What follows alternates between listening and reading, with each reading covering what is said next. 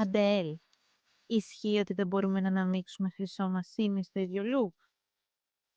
Τι νομίζεις? Εγώ νομίζω ίσα-ίσα ταιριάζει πάρα πολύ.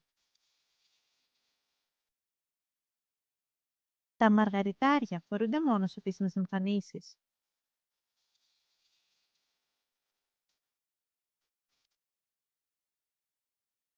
Νομίζω πως όχι. Άνετα αυτά τα συγκεκριμένα κοσμήματα μπορείς να τα συνδυάσεις και με ένα τζιν και το απόγευμα και το βράδυ με κάποιο πιο καλοντήσιμο.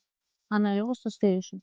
Πάντως νομίζω ότι έχει ξεπεραστεί ότι το μαργαριτάρι είναι λίγο για πιο επίσημες εμφανίσεις όπως ήταν τα παλιά τα χρόνια. Ισχύει ότι τα σετ έχουν ξεπεραστεί?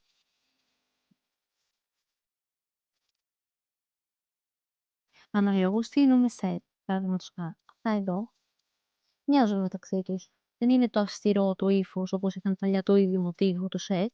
Εγώ αυτά τα θεωρώ σετ. Και όχι, δεν νομίζω ότι έχουν ξεπεραστεί. Το σετ είναι σετ. Ισχύει ότι το χρυσό φοριέται μόνο βράδυ? Φυσικά και όχι. Το χρυσό, είτε είναι 18 καράτια, 14, είτε ασήμι χρυσωμένο, θεωρώ ότι φορείται από το πρωί μέχρι το βράδυ.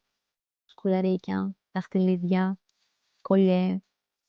Νομίζω ότι είναι για όλες τις ώρες. Φανταστείτε το με φόρμα, φανταστείτε το απόγευμα, βράδυ. Οπότε φυσικά και όχι, δεν φοριέται μόνο βράδυ. Μπορείς να φορέσεις ένα statement κόσμημα και το πρωί? Αναλόγως το ύφος του κοσμήματος και το προσωπικό στυλ του καθενός. Παραδείγματος χάρη, εγώ αυτά εδώ τα σκουλαρίκια άνετα θα τα φόραγα από το πρωί.